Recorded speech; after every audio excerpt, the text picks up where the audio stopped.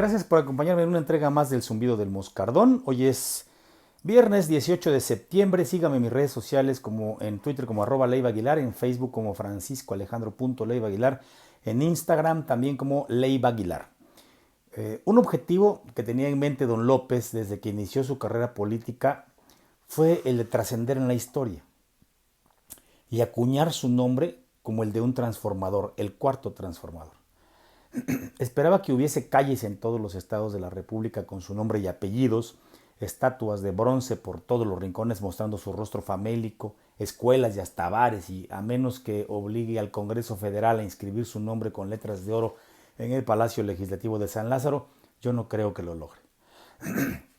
Don López presume mucho su cuarta transformación, pero a menos que le suceda lo mismo que a los otros tres grupos de transformadores que tuvo México, pues dudo mucho que pase a la historia como un mártir, aunque en todos los monólogos tempraneros lo que hace justamente don López es martirizarse, victimizarse. Repasemos un poco de la historia de esa que no está escrita en los libros de texto.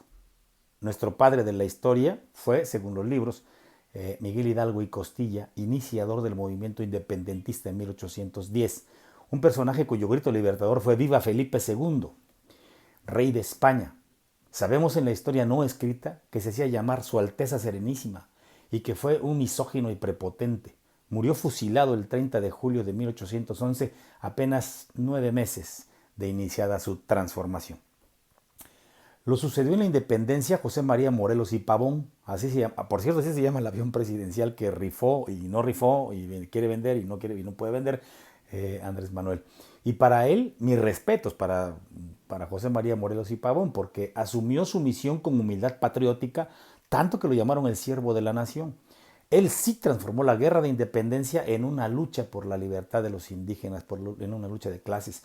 Murió fusilado el 22 de diciembre de 1815, 4 años después de tomar las armas tras la muerte de Hidalgo. Vamos a la reforma y a la intervención. Vamos a la historia de Benito Juárez, el personaje que más ha nombrado don López a lo largo de 16 años de campaña y en estos 2 de su gobierno. Esa fue la real guerra de independencia, porque Juárez no fue electo presidente, las circunstancias lo obligaron a hacerse presidente. La historia nos dice que fue un héroe porque se echó literalmente la nación a cuestas, al hombro, y la hizo recorrer en una carreta todo el país para protegerla. Las condiciones se dieron para que Porfirio Díaz, el soldado de la patria, el más grande de todos los oaxaqueños, le entregara a México. Juárez fusiló a Maximiliano de Habsburgo a pesar de las súplicas de Carlota y con la intervención de la masonería francesa. La muerte de don Benito, ocurrida el 18 de julio de 1872, después de haber gobernado por casi 22 años el país, de una angina de pecho, es relacionada muchas veces más bien con una conspiración masónica para asesinarlo, hecho que por supuesto pues no ha sido demostrado. Me falta Maderito, también así entre minúsculas y entre comillas. Ese aprendiz de espiritista acogió para sí el ideario político de los hermanos oaxaqueños Ricardo y Jesús Flores Magón para iniciar la revuelta revolucionaria más sangrienta e inútil de la historia de México. Porfirio Díaz, que para legitimarse una y otra vez elevó al grado de benemérito de las Américas a Benito Juárez, gobernó 30 años a México antes de que Maderito, con la ayuda de caciques, iniciara la revuelta revolucionaria, y me refiero a caciques a Emiliano Zapata y a Pancho Villa.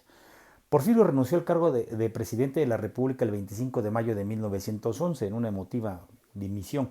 El 6 de noviembre de ese fatídico año, Maderito asume la presidencia de la República y poco más de un año después, el 22 de febrero de 1913, fue asesinado en la Ciudad de México. O eres héroe por tus actos y tu triunfo, o eres mártir. En la historia de México no se puede trascender sino a causa de una muerte violenta o misteriosa que emocione los corazones palpitantes de sangre de los compatriotas que, como don López, construyen historias en torno a la verdad de los hechos. Don López ya pasó a la historia, hay que decirlo, ya pasó a la historia, pero no a la que él quiere, sino a la del denuesto, a la del descrédito. Apenas el 15 de este mes culminó uno de los actos por los que será recordado eternamente, la rifa de un avión que es, como dice The Economist, un símbolo de la corrupción del pasado que se transformó en un símbolo de la ineptitud del presente. Si bien le va, AMLO pasará a la historia como el presidente más inepto que haya tenido México. Si le va mal, pasará como un vil y cruel asesino de niños con cáncer y de enfermos crónicos, un asesino de más de 72,000 mexicanos que perdieron la batalla por el COVID-19, un asesino de más de 60,000 mexicanos a causa de su negación para combatir el crimen organizado.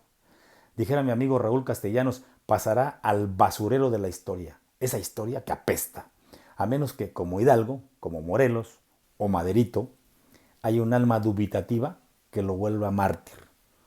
O tal vez el COVID, como una inescrupulosa ironía del destino. Muchas gracias.